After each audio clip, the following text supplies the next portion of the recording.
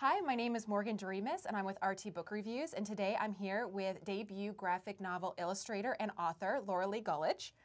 Hello. Hi, and we're actually sitting in front of a New York backdrop because your graphic novel takes place here in the city.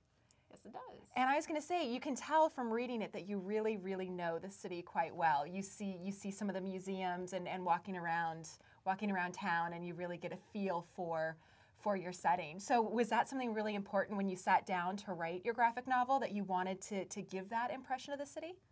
It was. Well, I was originally wanting to write the story about my own journey to figure out my own voice as an artist. And I thought, and at the time I was in New York and I just moved here and didn't really know anybody. And I thought, wait, if she also moves to New York, then I'll just amplify all her feelings of isolation and loneliness, because it's also just a good way to, everyone kind of feels like a fish out of water when they first come to New York. I definitely felt like that. And by she, you mean your main protagonist. And her name, she has kind of an unfortunate name. Her name is Paige Turner, where she got that from her parents. They're both writers.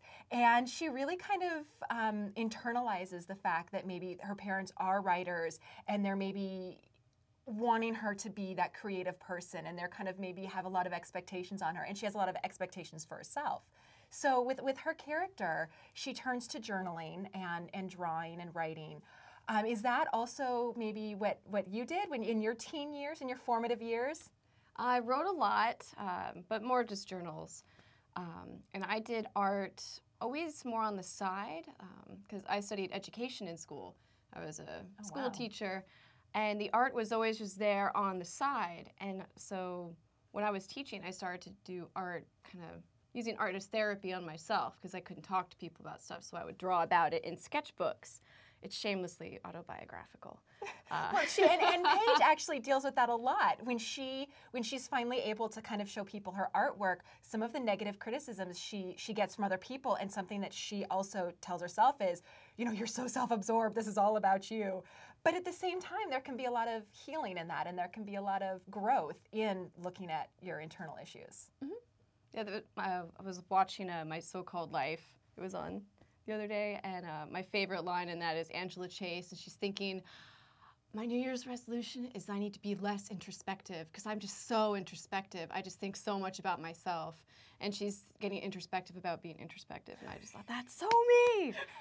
So, like a little bit of a circular. Yes, because to figure out your problems, you do have to kind of go in your head and hang out for a bit, but then a lot of people, you feel bad letting yourself do that, because then you think that you're self-absorbed or whatnot. Yeah, but at the same time, Paige is a very interesting character, and she's not just all about herself. In fact, she kind of pulls these, I call them pranks, but they're actually kind of these fun art projects where she's spreading art around, trying to make other people maybe feel good or give them a laugh or just a moment in their day where they're, kind of lighthearted. And I really like that, because she takes something that's very personal, but is able to give it to the world. Do you do that? Yeah, actually, a lot of those are based on things that I've done. Like once when I was doing an art show, I planted an art in a bottle tree outside. So I just hung little bottles with little prints of artwork inside. And in college, my roommates and I put Easter eggs all over campus during finals week with candy and stuff inside. And then, drawing on the sidewalk with chalk and just doing little silly things. And someone on my college campus drew smiley faces on all the tulips, and I always loved that. Whenever I saw it, it just made my day. Such a happy flower. It is. And so I thought it was a nice metaphor also for her bringing her art outside of her sketchbook, to integrate her two-dimensional world and her three-dimensional world. Well, I'd really like to talk about the artwork in Page by Page, because at the end of the story, in the acknowledgments, you talk about how your art is very hard to categorize. So I guess I would like to ask you, when somebody asks, how do you explain it? For years, I was on this little raft, and I saw myself as a refugee between fine art and galleries, and then like comic stuff and art therapy, and then education, and my art didn't belong anywhere. But everyone agreed it was good for something. They're like, oh, we don't know what it's good for. And I didn't read a graphic novel until 3 years ago. Oh, wow. I know. And I read it. I was like, oh, wait, you can talk about really poignant stuff in this medium that is so flexible. So I could have a page that's all, you know, just a seascape with Paige on a little island. And then you can have one page that is lots of tiny little boxes. And so you can change each page depending on what you want to say. And so I thought, this medium is actually flexible. I can just figure out something, yes. Yeah, people just didn't really know what to make of what I was doing, these little illustrations. I think it's great though, and I also think one of the things that really struck me about it is she's a teen that's going through a lot of changes. You know, moving away from home and family, or I'm sorry, from her friends, and also she's trying to find at the same time who she is, and so being far away from what she's always known makes that even more intense. And throughout her sketching and throughout her artwork, she's able to kind of realize a little bit more who she is and become. I think one of her friends says she's becoming more pageness or pageier, I guess, is what she's becoming. And do you find that your artwork does the same thing? Are you able to sketch something and then start to maybe understand yourself or understand the things around you better? Oh, definitely. That's a big reason of why the artwork really drives me.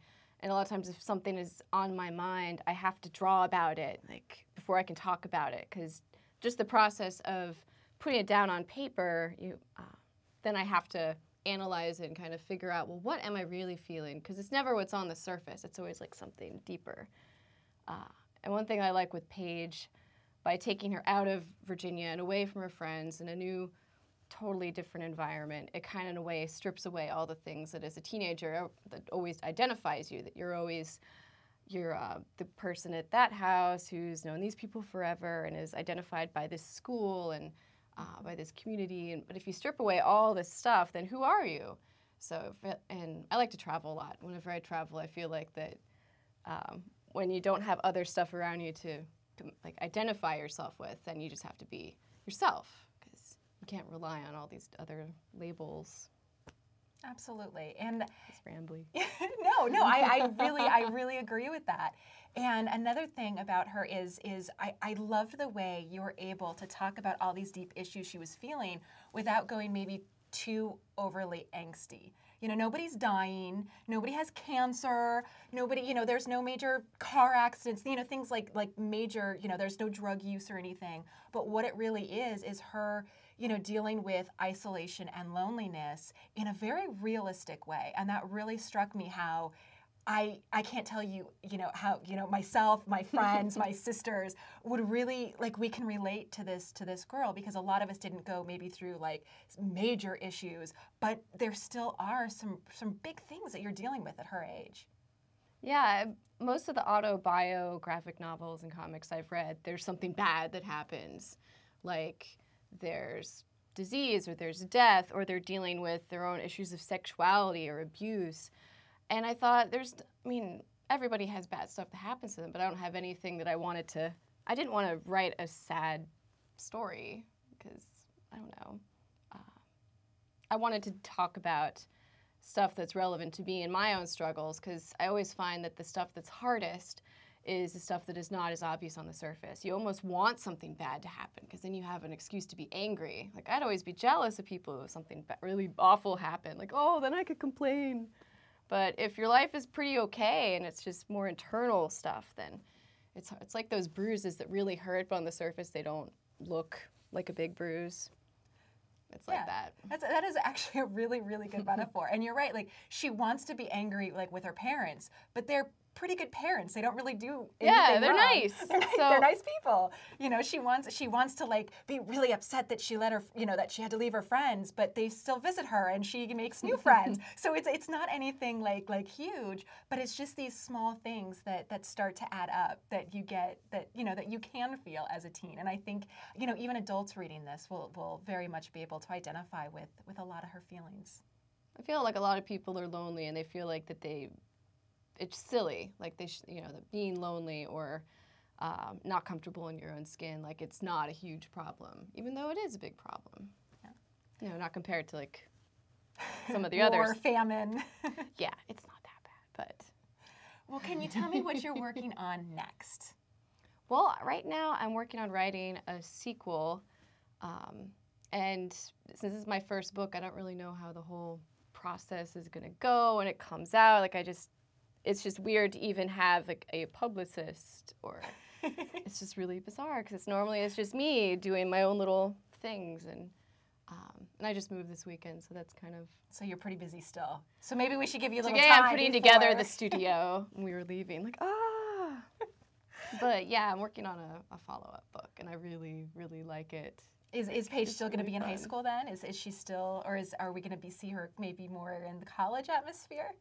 Right now it's set. It's like the summer after her junior school year, and yeah, if it's more, and of course it'll get changed and whatnot, I'm sure, with various edits. But right now it's more about her trying to find a place for herself with other artists, because the first book is very much about her by herself finding her creative voice. But I feel like a huge issue with budding artists is dealing with the whole community and artists, because it's so competitive and people are very much in their own head, so it's kind of hard to relate to each other.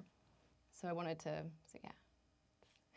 I'm very much looking forward to it. I really appreciate you coming down today. Thank you.